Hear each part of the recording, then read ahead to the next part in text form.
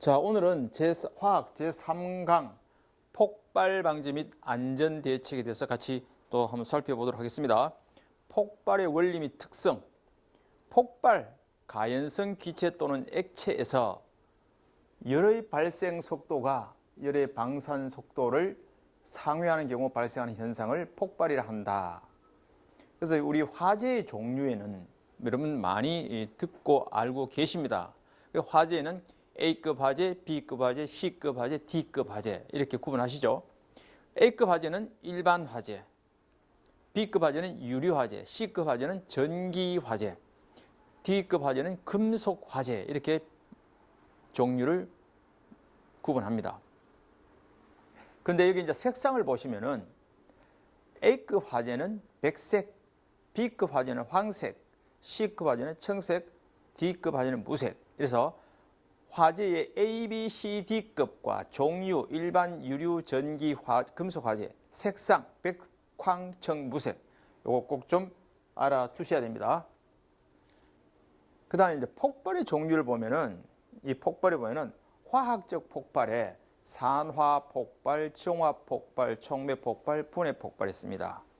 시험에 여기 폭발의 이 종류와 분류가 있는데 폭발의 분류를 보시면은 물리적 폭발, 화학적 폭발, 핵폭발 이게 공정별 분류고 물리적 폭발에 기상 폭발, 기체 상태 폭발입니다. 가스 폭발, 분무 폭발, 분진 폭발, 응상 폭발 이건 고체 액체 상태 폭발입니다. 수증기 폭발, 전기 폭발, 전선 폭발 세 가지가 있습니다. 기상 폭발의 세 가지, 응상 폭발의 세 가지, 화학 폭발 요거 구분하시는 것 필기에서 다음 중 기상 폭발의 종류가 아닌 것은 응상 폭발의 분류에서 중에 다음 중 아닌 것은 이렇게 묻기도 합니다. 그래서 여기서는 화학적 폭발, 기상 폭발, 응상 폭발 이 하나하나에 대해서 다음 한번 살펴보도록 하겠습니다.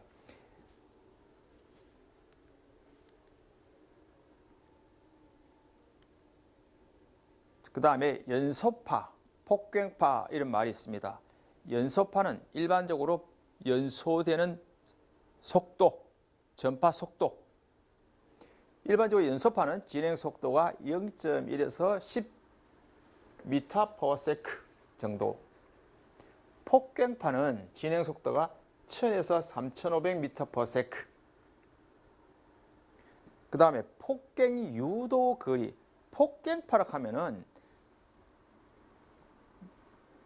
급작스럽게 충격파 일종입니다. 급작스레 전파 속도가 마하속도 이상으로 진행되는 겁니다. 그것을 폭격파라 합니다. 그래서 이 폭격파의 유도 거리에서 완만한 연소 속도가 격렬한 폭격으로 발전하는 거리를 폭격 유도 거리라 합니다. 그럼 이 폭격 유도 거리가 짧아지는 요건이 어떤 것인가? 정상의 연소 속도보다 큰 혼합가스일 경우에 관 속에 방해물이 있거나 관경이 가늘수록 압력이 높을수록 저마원의 에너지가 강할수록 이 폭격 유도 거리가 짧아진다. 폭격 유도 거리 짧아지는 요건 중 아닌 것은 이렇게 또 물을 수 있습니다. 그 다음 발응 폭주를 한 말이 있는데 온도, 압력, 제어 상태가 규정의 조건을 벗어나는 것에 의해서 반응 속도가 함수적으로 증대되고 용기 내의 온도, 압력이 상승해서 규정 조건을 벗어나고 반응이 과격화되는 것을 반응 폭주, 급격한 반응 폭주 이런 용어를 씁니다. 급격한 반응 폭주가 있으면 거기에는 무엇을 설치한다? 파열판을 설치한다. 뒤에 또 나올 것입니다. 그리고 여기서는 연소파의 진행 속도와 폭격파의 진행 속도, DID가 짧아지는 요건 그렇게 여러분 체크를 좀 해주시면 좋겠습니다. 이제 그 폭발 원인 물질의 상태에서 보면은 기상 폭발이죠. 기상 기체 상태의 폭발에서 아까 앞서 봤습니다. 가스 폭발, 분무 폭발. 가스 폭발은 가연성 가스, 조연성 가스가 일정 비율로 혼합되었을 때 폭발을 일으킵니다. 대표적인 가스는 수소, 일산화탄소, 메탄, 에탄, 프로판. 분무 폭발, 공기 중에 분출된 가연성 액체의 미세한 액적이 무상으로 되어서 공기 중에 부여있을 때 발생하는 폭발을 분무 폭발이라 한다. 그 다음 세 번째가 분진 폭발. 분진 폭발.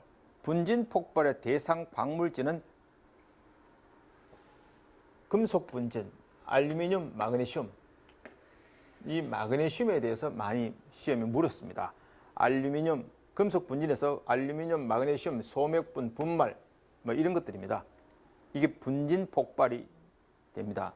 그 분진 폭발에는 분진, 즉 우리 대기 중에 먼지 같은 거 금속 가루다 이 말. 금속 가루. 그 미스트 이런 것들이 일정 농도 이상이 되는 공기와 혼합할 때 발화원에 의해서 폭발이 일어난다. 그것을 분진 폭발이라 한다. 그래서 분진 폭발의 대상 물질은 마그네슘, 알루미늄, 아연, 철분 이겠습니다. 농산물에는 밀가루 전분, 솜, 담배가루 있지만 여기서는 마그네슘, 알루미늄, 아연, 철분 이 정도 좀 보시면 좋겠습니다.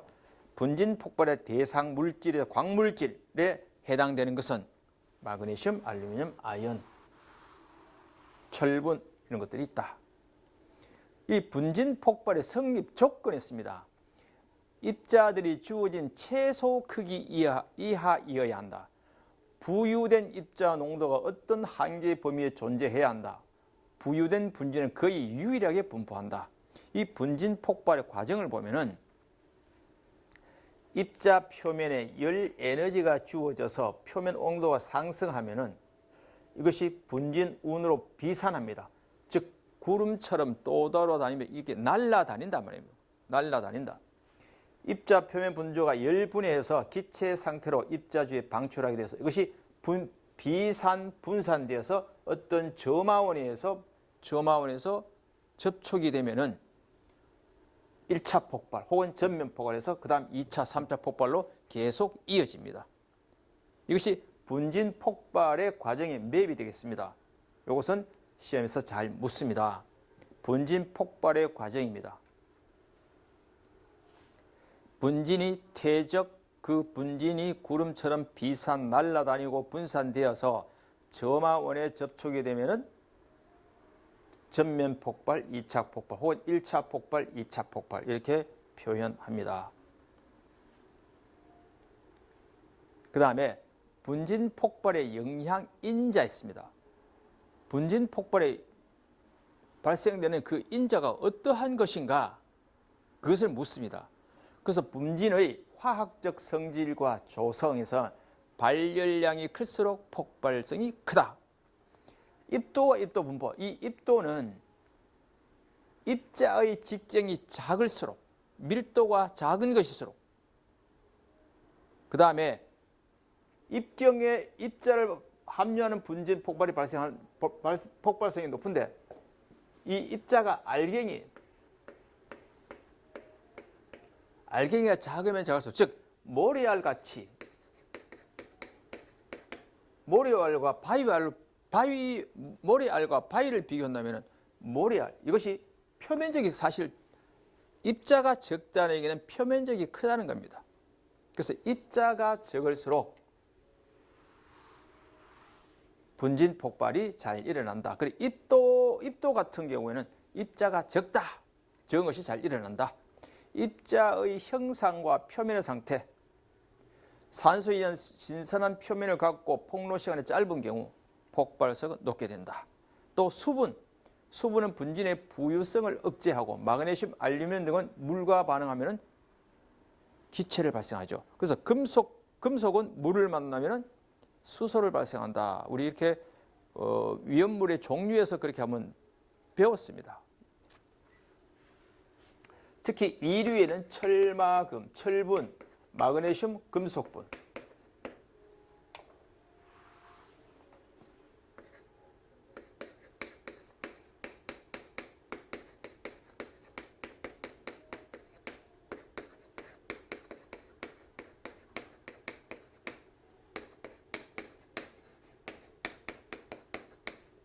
이것은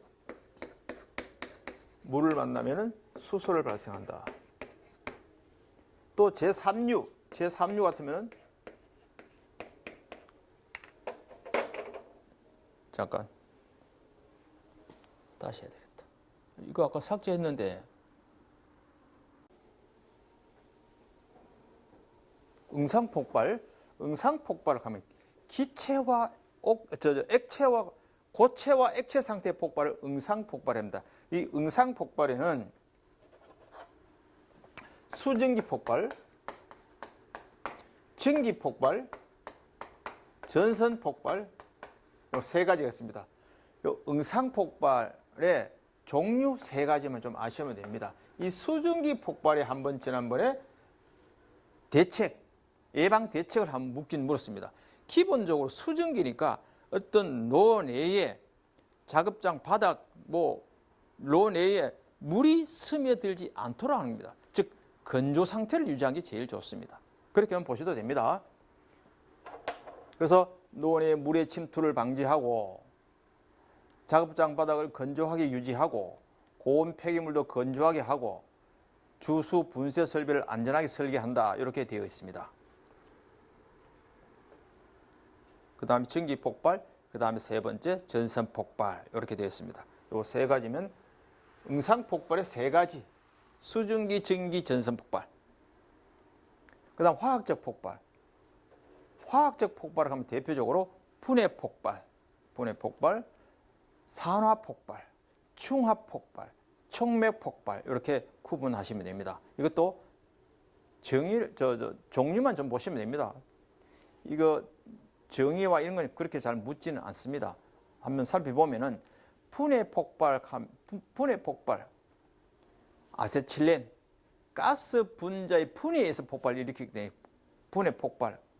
그 다음에 산화 폭발, 중화 폭발, 촉매 폭발, 요 네 가지가 있다. 이렇게만 보시면 좋겠습니다. 그 다음 폭발 현상을 한번 보겠습니다. 폭발 현상에는 슬롭 오버, 보일 오버, 플러스 오버라고 있습니다. 그 다음에 UVC와 블레비가 있습니다. 슬롭 오버, 보일 오버, 플러스 오버는 다 뭔가 넘쳐 흐른다라고 일단 먼저 이해를 하시면 돼요. 그래서 슬롭 오버라는 만약에 탱크에 화재가 나면은 어떤 탱크에 여기서 저장 탱크에 화재가 발생하면은 여기에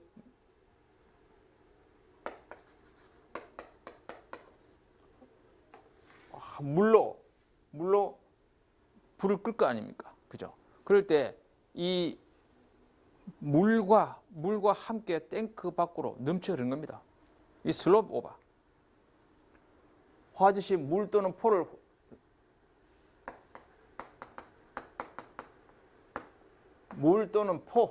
포란 얘기는 물에서 여기에 그 중탄산 칼륨을 화학약품을 넣어서 이거 거품으로 만드는 걸 포랍니다. 거품을 만드는 거. 물줄기라서 물과 포를 이용해서 그 불을 끌 때 화재를 진압할 때 물과 위험물이 같이 밖으로 넘쳐 흐르는 것. 이것을 슬로우 오버다. 보일 오버. 탱크 밑에 저부에 물 또는 기름, 유화액이 수증기로 변해 갑작스런 탱크 외부로 분출하는 현상. 이것을 보일 오버다. 이것은 화재가 발생했을 때 물 또는 포를 이용해 방사할 때 위험물과 함께 밖으로 흘러넘치는 현상. 이것은 탱크 저부에 물 또는 기름, 에멀전 같은 게 수증기로 변하면서 갑작스레 탱크 밖으로 분출하는 현상. 보일오바. 프로스오바. 저장 탱크 속에 물이 점성을 가진 뜨거운 기름의 표면 아래에서 끓을 때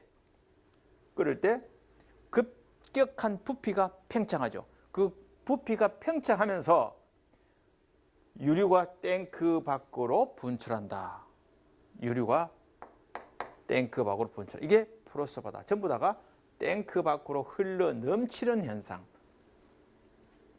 그게 오바, 슬로브오바, 보일러오바, 프로스오바. 폭발 현상에서 그렇게 구분을 하십니다. 그래서 이거는 폭발 현상에서 가볍게 좀 보셔도 됩니다. 다만 여기 나오는 UVC와 블레비 이 두 가지 정의는 좀 확실히 알아야 됩니다. UVC가 뭐냐면은 가연성 가스, 기화하기 쉬운 가연성 액체나 가스 등이 저장된 고압 가스 용기 저장 탱크고 파일이 되거나 그로 인해서 거기서 만약 이러한 탱크가 있다 하면은 이 탱크가 파열이 되어서 여기 있는 가연성 액체 기체가 밖으로 흘러나옵니다. 여기에 구름처럼 여기서 크라우드 이게 한문으로 구름 운자를 썼습니다. 그래서 이게 쾌방계 증기운 폭발이다 이렇게 표현합니다. 이것이 나오니까 이것이 구름처럼 또 다니다가 저마원에서 착화되어서 폭발되는 것. 이것을 저게 unconfined, 즉 저거는 제한되지 않는 뭐 이런 뜻도 있을 수 있습니다. 즉 그러니까 개방되어 있다 이 말입니다. 그래서 개방계 베이퍼, 증기, 크라우드, 구름, 운자를 썼습니다.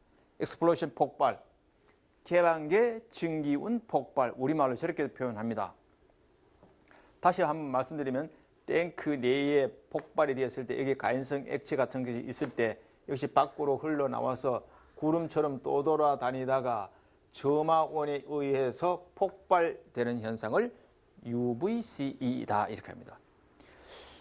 몇 년 전에 한 3년, 4년 전에 그 고향 저유소에서 폭발 사고가 있었습니다. 그때 스리랑카 사람이 풍등을 날려가지고 그것이 점화원이 돼가지고 탱크가 폭발한 일이 있었습니다. 기억나실지 모르겠는데 그러한 현상과 사실 비슷합니다. 여기에 유증기가 가연성 액체가 불에 탈 수 있는 그 액체가 있으면은 유증기가 여기 떠돌아 다니다가 그 풍등에 이 점화원이거든요. 풍등에서 접촉이 되어서 폭발했다 이 말. UVC. 그 다음에 블레비가 있습니다. 블레비. BLEVE. 이거 전부 다 앞에 자를 줄여서 약자로 Boiling, Liquid, Expanding Vapor Explosion에서 비등 액체 팽창 증기 폭발. 요게 단어가 그대로 여기 다 들어가 있습니다.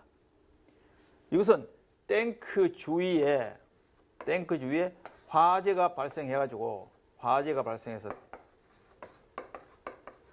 발생하면 이 탱크의 내부에 가연성, 인화성 액체 같은 게 여기가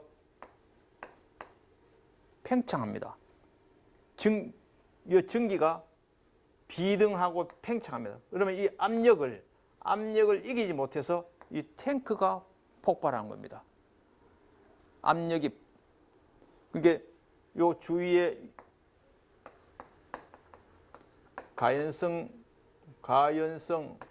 액체라 봅시다.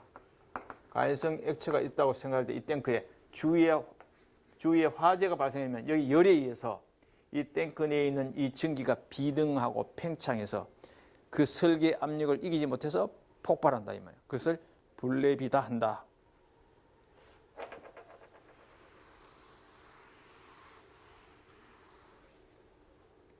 그래서 여기서 키워드는 인화성 액체가 탱크 내 화재로 인해서 장시간 노출되어서 탱크 내에 있는 액체가 급격히 비등하고 그 증기가 팽창하면서 탱크 내 압력을 설계 압력을 초과해서 폭발을 일으키는 현상.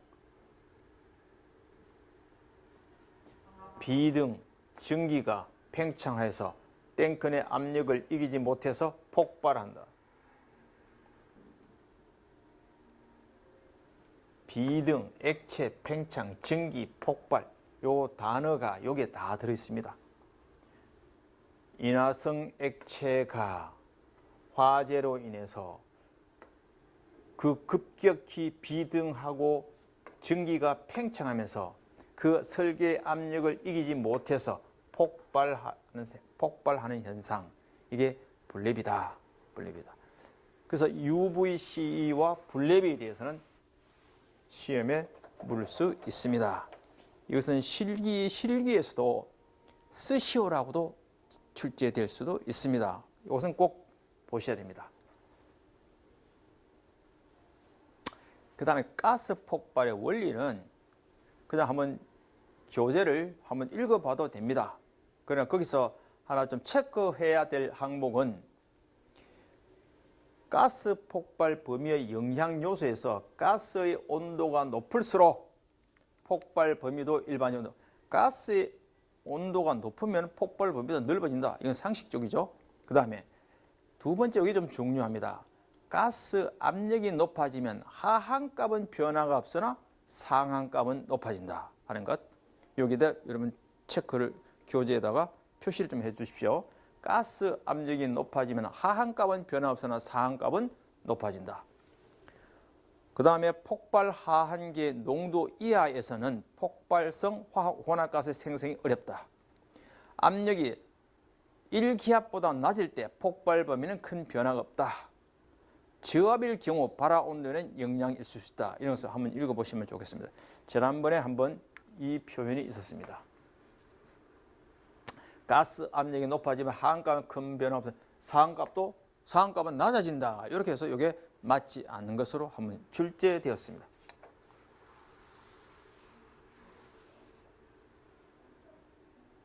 산소 중에서 폭발 범위는 공기 중에서보다 넓어지며 발화점 과정은 낮아지고 연소 속도도 더 빠르게 진행된다. 그 당연하겠죠.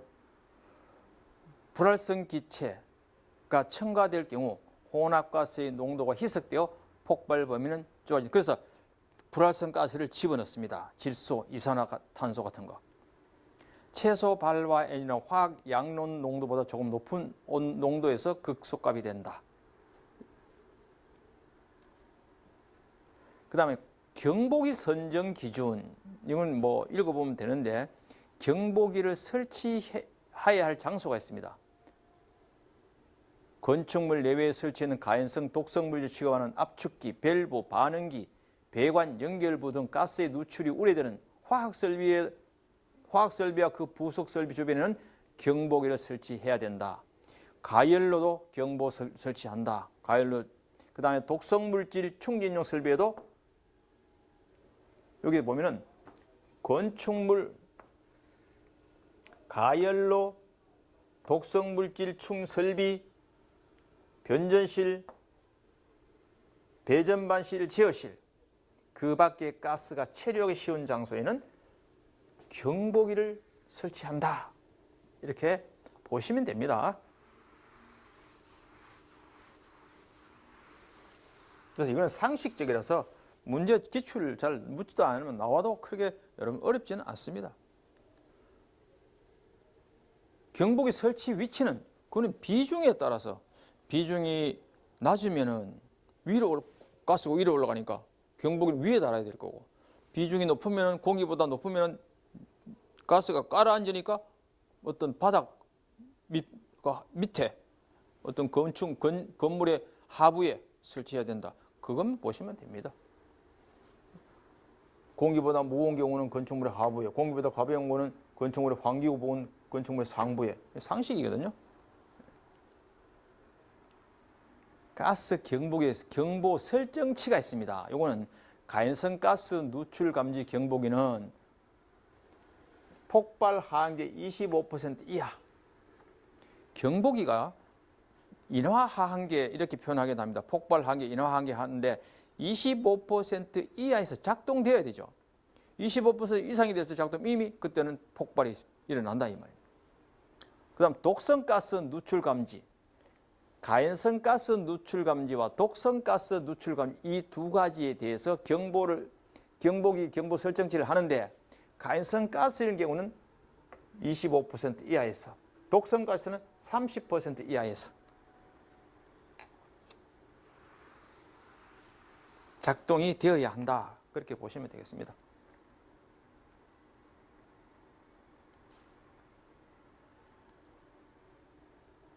그 다음에 이 인화성 가스 폭발 화재 방지 조치에서 어떻게 해야 되는가?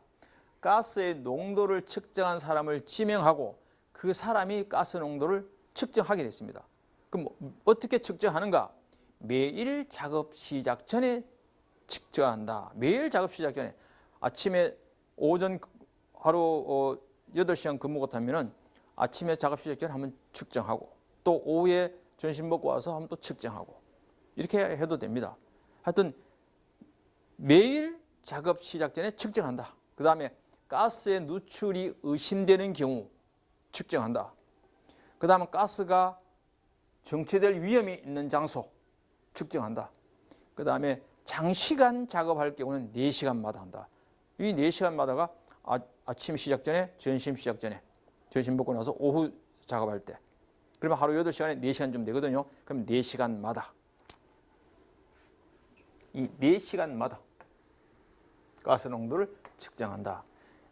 작업 시작하기 전에 가스 누출이 의심되는 경우에 정체할 우려가 있는 장소, 위험 있는 장소에는 가스 농도를 측정한 사람을 지명하고 그 사람이 측정한다.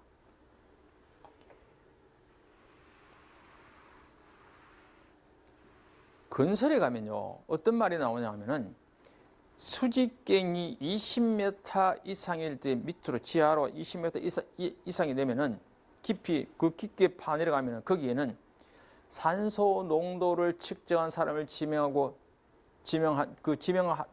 사람이 산소 농도를 측정하게 되어 있다. 이렇게 나옵니다. 그 말과 이 말은 사실 같습니다. 그 다음에 가스 농도의 인화 한계가 25% 이상이 되면 작업을 중지하고 근로자는 대피시키고 환기 통풍해야 된다. 이거는 하나의 공식화되어 있습니다. 인화 한계 25%로 이상이 되면 근로자는 대피시키고 작업하지 마시오. 대피시켜야 된다. 그리고 작업을 또 중지시키고 그 다음에 환기 통풍시켜야 됩니다. 그 이야기입니다.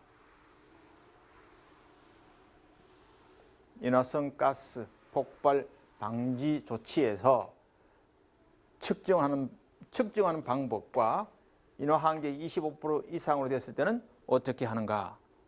작업을 중지하고 근로자는 대피시키고 통풍 환기시킨다. 이렇게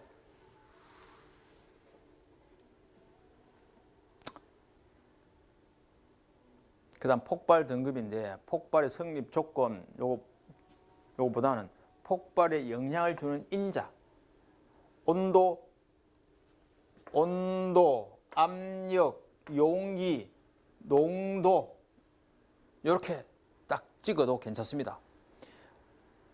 초기 압력, 온도, 압력, 용기의 모양과 크기, 그 다음에 농도 그렇게 보시면 됩니다. 이게 실기에도 물을 수 있고 필기에서도 물을 수 있습니다. 폭발에 영향을 주는 인자가 다음 중 아닌 것은 맞지 않는 것은 이렇게 출제되기도 합니다. 폭발에 영향을 주는 인자 이것은 꼭 체크해 두십시오. 그 다음 폭발 등급과 안전 간격. 폭발 등급 안전 간격에는 안전 간격, 세프티 갭, 즉 우리가 표준 용기 8리터 안 길이가 요게 25mm. 이게 만약에 내압 방폭 구조에 있어서 이 안에 폭발이 일어났을 때 내압 방폭 구조 같은 경우는 여기에 폭발이 일어났을 때 이 탱크가 압력에 견뎌내서 외부로부터 화염에 의해서 폭발이 되지 않는 것, 전폐형 구조를 합니다. 그래서 이게 안전 간격이라 합니다. 이 안에 가스가 새어 나오든지 밖에서 들어갈 수 있는데 안전 간격은 요 정도 간격은 안전하다. 그래서 요게 요 뒤에 나옵니다만은 0.4mm, 0.4에서 0.6mm, 0.6mm 이상 되는 게 있습니다. 그거는 가스별로. 수소 아세틸린 같으면 요게 0.4mm. 에틸렌 석탄가스 그러면 0.4mm, 초가 0.6mm. 뭐 일반 액화가스 같으면 한 0.6mm 이상 이렇게 되어 있습니다. 그것을 안전 간격이라 합니다. 이렇게 보시면 돼요. 즉 화염 일주 한계라고 하는데 불꽃이 밖으로 나가는 한계, 화염이 이 틈새를 통해서 이 안에 있는 폭발이 되어 화염이 밖으로 이 틈새를 통해서 바깥쪽에 폭발성 가스에 전달되지 않는 한계의 틈새 이렇게 표현합니다.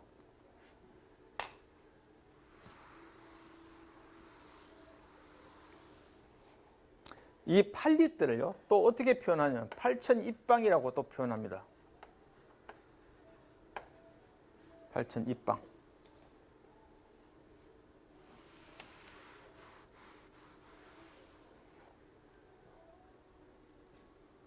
자, 폭발 등급을 한번 제가 앞에서 잠깐 언급은 했습니다만은 이 안전 간격이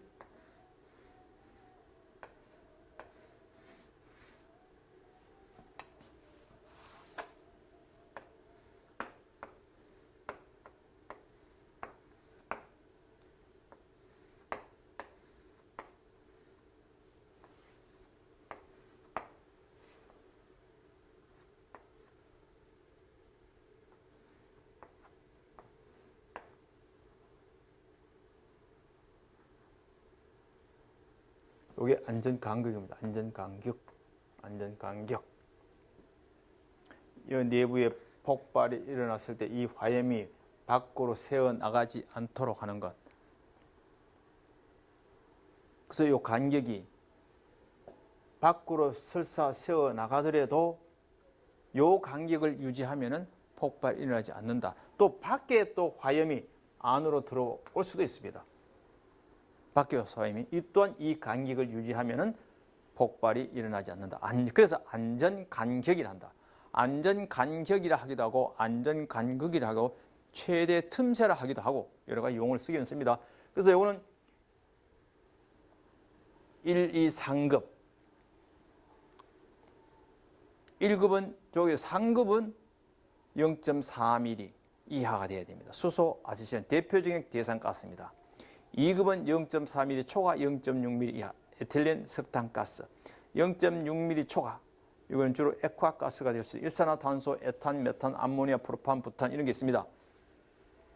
이것은 안전 간격은 필히 알아두셔야 되고 대표 가스도 좀 2개 정도는 알아두시면 좋겠습니다. 이것은 폭발 등급의 안전 간격과 대상 가스 필히 알아두셔야 됩니다. 그 다음에 최대 안전 틈새 한계가 있습니다. 요거는 가스 증기 그룹을 EA, EB, EC로 구분했을 때 이것도 안전 틈새가 0.5mm는 EC 그룹, EB 그룹은 0.5 이상 0.9, EA 그룹은 0.9mm 초과 이렇게 됐습니다. 이 최대 안전 틈새. 즉 다시 말해서 어떤 대상으로 하는 가스, 증기가 공기와의 혼합가스에 대해서 화염 주기가 일어나지 않는 틈새의 최대치를 최대 안전 틈새라 한다. 그 다음 발화도, 그 다음에 최고 표면 온도가 있는데 발화도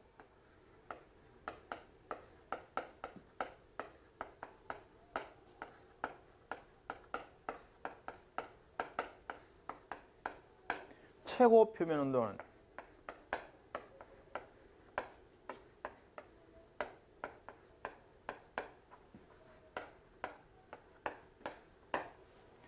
여기 전부 다 기준이 450도다 이렇게 보시면 됩니다. 그럼 이거는 450도 이상, 그럼 300,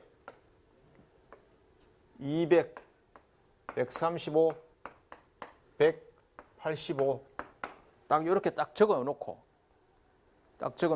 요거는 이상이니까 요거는 300에서 450, 200에서 300, 135에서 200, 100에서 135, 85에서 100 이렇게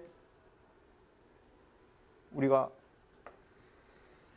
표현합니다. 그 다음에 T1은 450 이하, 이것 또한 450, 기본은 딱 이렇게 적어 놓습니다.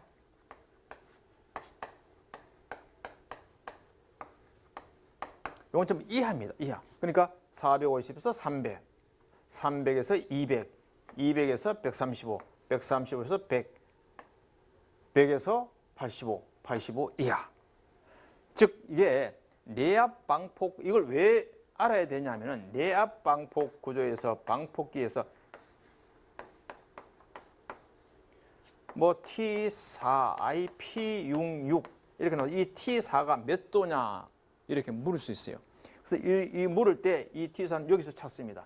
135도에서 100도. 그래서 이것은 알아두셔야 됩니다. 이것은 발화도,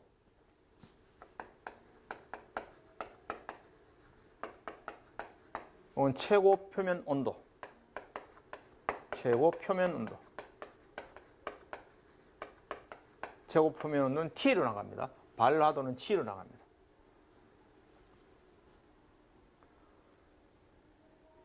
최고 표면 온도는 방폭 기기가 사용 범위 내의 최악의 조건에서 사용된 경우에 폭발성 분위기에 점화될 우려가 있는 해당 전기기기의 구성 부품이 도달하는 표면 온도 중에서 가장 높은 온도, 표면 온도 중에서 가장 높은, 그래서 최고 표면 온도이다.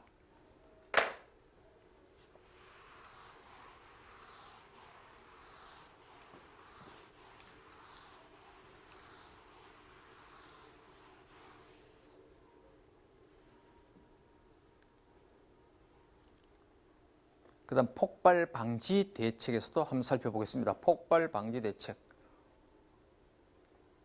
폭발 방지 대책.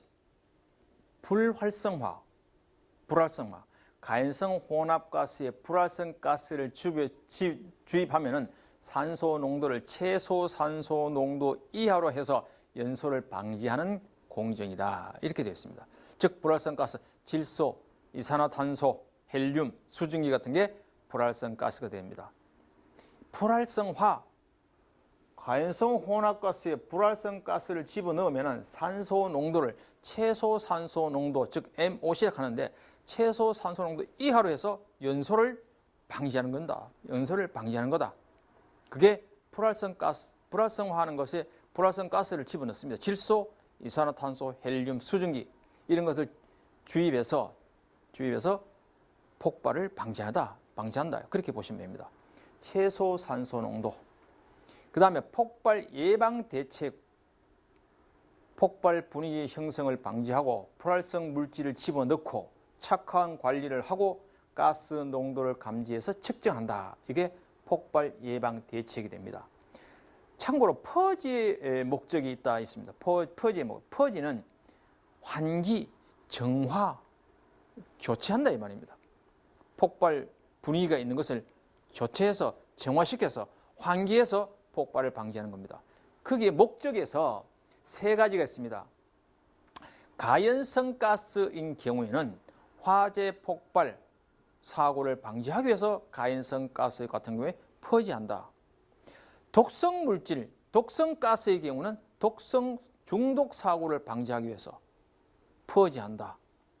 불활성 가스 같은 경우는 산소 결핍에 의한 질식 사고를 방지하기 위해서 불활성 가스를 퍼지한다. 이렇게 표현합니다. 그래서 퍼지의 목적 세 가지 있습니다. 가연성 가스, 지연성 가스의 경우, 독성 가스의 경우, 불활성 가스의 경우. 이것도 잘 보셔야 됩니다. 그 앞에서 말한 그 퍼지의 종류가 네 가지가 있습니다. 이거는 그 종류 네 가지 정도 아셔도 크게 무리 없습니다. 실기에도 퍼지의 종류 네 가지를 쓰시오 할 수도 있고, 필기에서는 이 퍼지의 진공 퍼지에서는 진공이라고 한 말이니까 용기에 진공을 한 후에 불활성 가스를 집어넣는, 여기는 주로 어떤 가스를 넣느냐, 불활성 가스의 대표적인 가스가 하면 질소 이렇게 보시면 됩니다. 그 다음 압력 퍼지, 이거는 압력을 가해서 퍼지한다.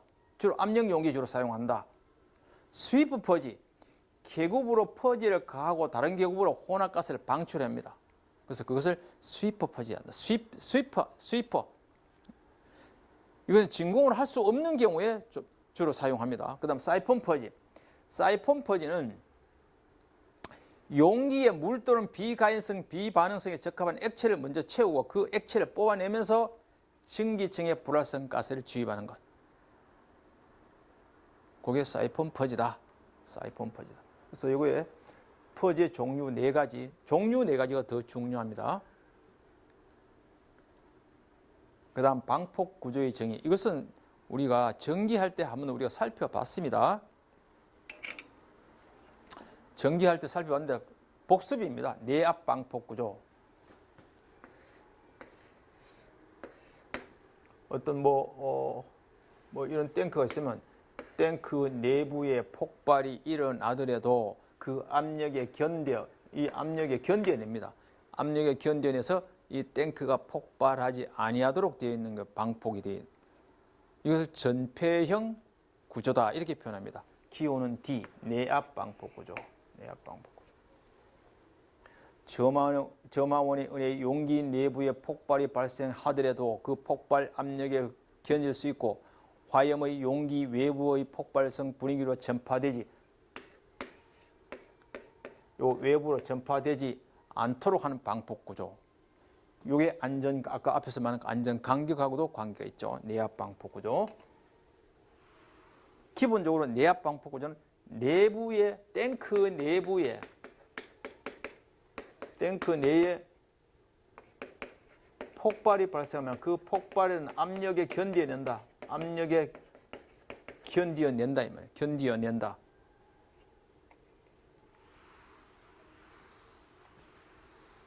그 다음에 압력 방폭 구조. 압력 방폭 구조는 용기 내부의 보호가스, 공기, 질소, 이산화탄소 같은 불연성 가스를 집어넣어가지고 탱크 내부의 압력을 외부의 압력보다 더 크게 해서 외부의 어떤 화염이 침입할 수 없도록 하는 방폭 구조를 압력 방폭 구조로 한다. 기호는 P.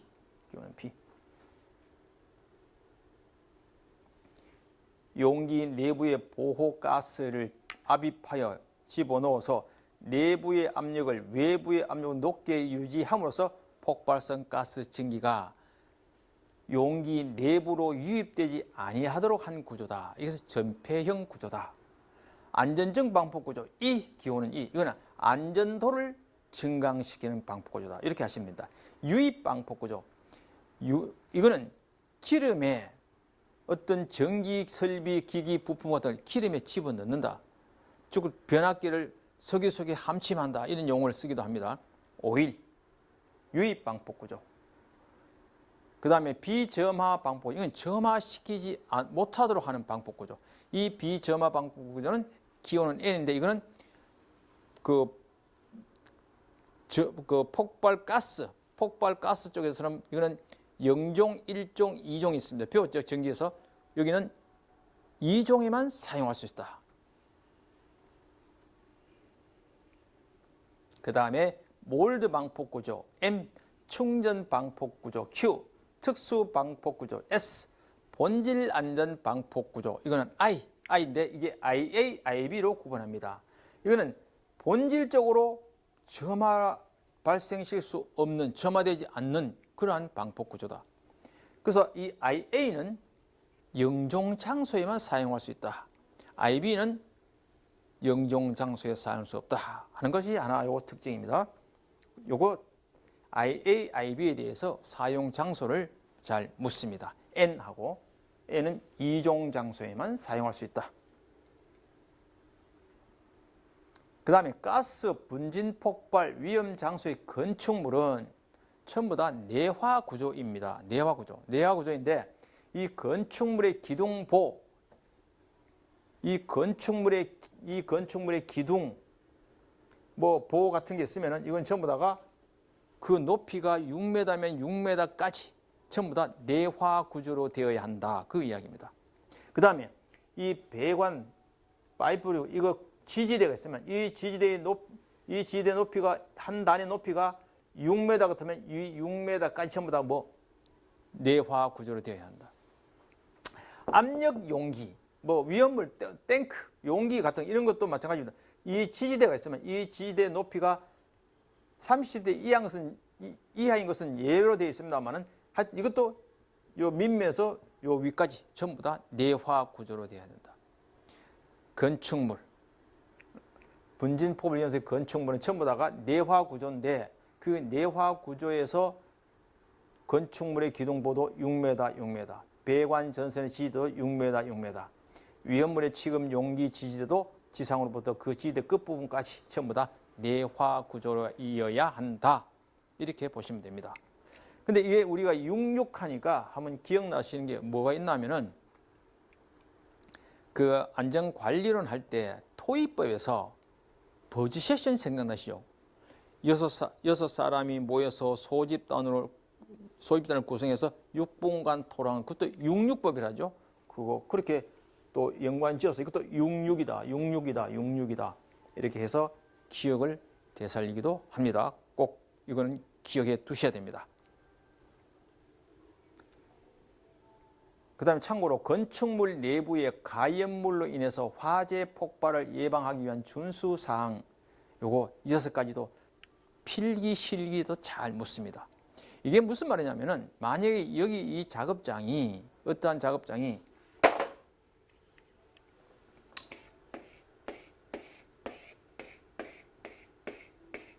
여기가 뭐 또 지하에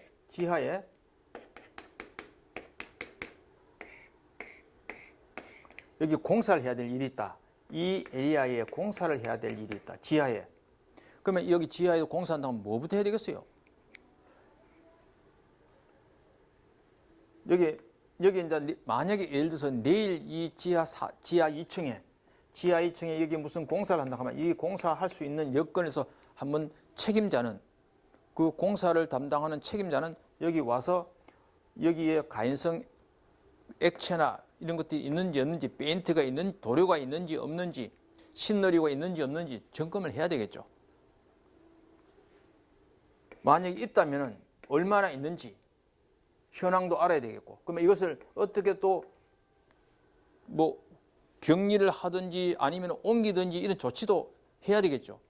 이러한 사항을 전부 사전에 작업을 준비하고 작업 절차를 수립해서 현황을 파악하고 해놔야 된다 이 말입니다. 그리고 난 다음에 또 만약 여기에 절단을 하는 작업이라든지 용접을 하는 작업이 있다 하면은 여기는 금속을 자른다는 얘기나 용접을 한다는 얘기는 금속을 녹인다는 거거든요. 녹이면 여기에 용단된 금속이 막 여기서 떨어지면서 비산됩니다. 바닥에 턱 이런 금속이 떨어지면 팍팍 튑니다. 그럼 이 주위에 만약에 그 도료, 페인트 같은 게 있으면 바로 접촉에 대해 폭발이 일어나죠. 그래서 이런 그 절단이나 용접 작업하기 전에 여기서 어떤 이런 도료가 있는지 없는지 파악해서 이것을 제거해야 되고, 아니면 용접을 할 때는 요게 어떤 부분에 대해서 용접을 하는 그 용접이 용단된 것을 막아줄 수 있는 방화포, 용접 방화포 혹은 비산 방지용 덮개 같은 게 있어야 되겠죠. 그 다음 또 작업하면 혹시라도 모르니 화재에 대해서 소화기도 있어야 되겠고, 그 다음에 산소 농도를 측정해서 환기도 해야 돼요. 여기 환기는 지하 같은 데는 자연 환기가 안 되니까 강제 환기예요. 강제 환기가 뭡니까? 송풍기, 배풍기를 통해서 어떤 기계를 통해서 환풍시키는 걸 강제 환기를 하죠. 그 다음에 여기 작업자에 대해서도 안전 교육도 시키고, 이렇게 하는 것이 건축물 내부의 화재 폭발 예방 준수 사항이다. 이것은 굉장히 중요합니다. 이러한 사항은 과거에 경기도에서 물류단지에서 지하 4층에서 용접 작업하다가 주위에 인화성 물질에 접촉이 되어서 폭발해서 20명 넘게 그때 사망이나 사고됐습니다. 대단히 중요합니다. 그 다음에 화학설비, 부속설비의 용도를 변경할 경우에 점검사항이 있습니다. 설비 내부 폭발이나 화재 우려가 있는 물질이 있는지 없는지 확인해라. 그 다음에 그 방호장치인데 안전벨보, 긴급차단장치, 방호장치 기능이 이상이 있는지 확인해라. 냉각, 가열, 교반, 압축, 계측, 제어장치 이것들이 전부 다 이상이 있나 없나 확인해라. 이런 화학설비, 부속설비에 대해서 그것을 용도를 변경할 경우에 점검할 사항 이런 것도 아주 중요하게 취급을 합니다. 자, 오늘 여기까지 하겠습니다.